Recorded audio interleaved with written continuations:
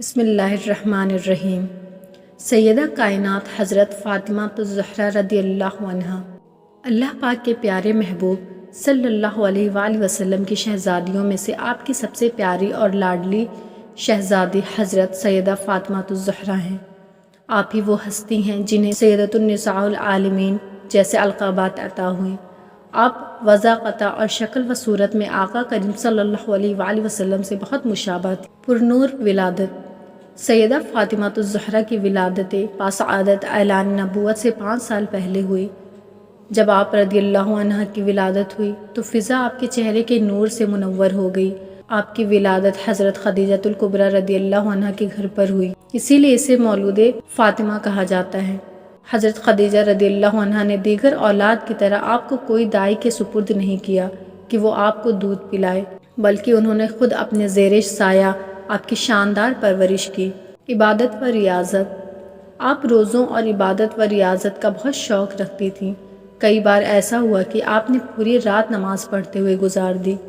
پردہ و حیا شرم و حیا اور پردہ کرنا آپ کے اعلیٰ اوصاف میں سے تھا۔ کبھی کسی غیر محرم کی نظر نہ پڑی، بلکہ آپ کی یہ تمنا تھی کہ وصال کے بعد بھی مجھ پر کسی غیر مرد کی نظر نہ پڑے۔ چنانچہ بروز محشر لوگوں کو نگاہیں جھکانے کا حکم ہوگا تاکہ آپ رضی اللہ عنہ پل صراط سے گزر جائیں۔ راہ خدا میں خرچ اللہ پاک کی راہ میں خرچ کرنا آپ کا محبوب اور پسندیدہ ترین عمل تھا۔ چنانچہ آپ کی یہ شان اللہ پاک نے قرآن کریم میں بھی بیان فرمائی۔ ازدواجی زندگی حضرت مولا علی اور حضرت فاطمہ رضی اللہ عنہ کا نکاح یقیناً بہت عمدہ اور شاندار تھا، جس میں خود رب کریم کی رضا اور نبی کریم صلی اللہ علیہ وآلہ وسلم کی دعائیں، نصیحتیں اور شفقتیں شامل تھیں۔ یہ مبارک نکاح ایک قول کے مطابق 26 یا 27 صفر سن 2 ہجری میں ہوا۔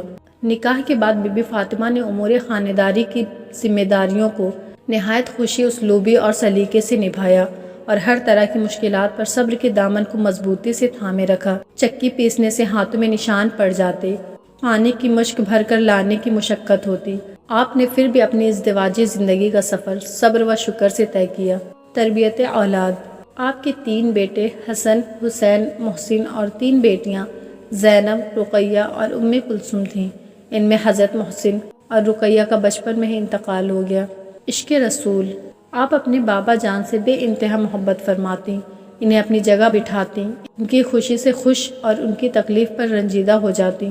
ایک بار کفار مکہ نے معاذ اللہ رسول کریم صلی اللہ علیہ وآلہ وسلم پر نماز کی حالت میں اونٹنی کی بچے دانی ڈال دی۔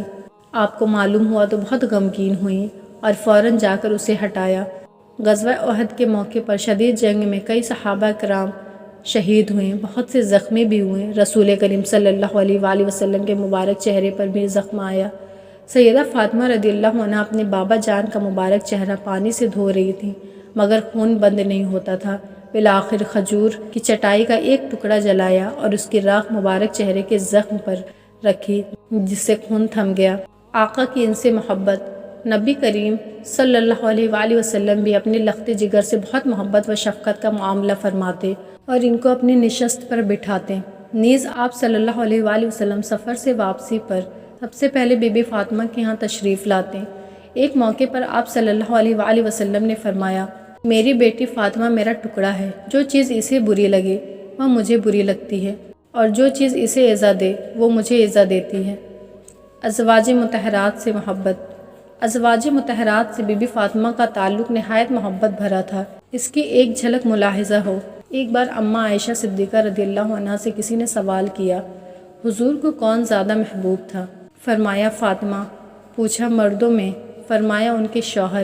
مفتی احمد یار خان رحمۃ اللہ علیہ یہاں فرماتے ہیں، یہ ہے حضرت عائشہ صدیقہ کی حق گوئی کہ آپ نے یہ نہ فرمایا کہ حضور کو سب سے زیادہ پیاری میں تھی اور میرے بعد میرے والد، بلکہ جو آپ کے علم میں حق تھا وہ صاف صاف کہہ دیا۔ اگر یہی سوال حضرت فاطمہ الزہرا رضی اللہ عنہا سے ہوتا تو آپ فرماتے کہ حضور صلی اللہ علیہ وآلہ وسلم کو زیادہ پیاری جناب عائشہ رضی اللہ عنہا تھیں، پھر ان کے والد۔ معلوم ہوا کہ ان کے دل بالکل پاک و صاف تھے۔ وصال پر ملال آپ آقا کریم صلی اللہ علیہ وآلہ وسلم کے ظاہری پردہ فرمانے کے بعد حضور کی یاد اور فراق میں بے چین رہتی۔ آخر کار حضور کی وفات کے 6 ماہ بعد 3 رمضان المبارک کو آپ اس جہاں سے رخصت ہو گئیں۔ صحیح قول کے مطابق اسلام کے پہلے خلیفہ امیر المومنین حضرت صدیق اکبر رضی اللہ عنہ نے آپ کی نماز جنازہ پڑھائی۔ مختار قول یہ ہے کہ آپ کا مزار پر انوار بقیع شریف میں ہے۔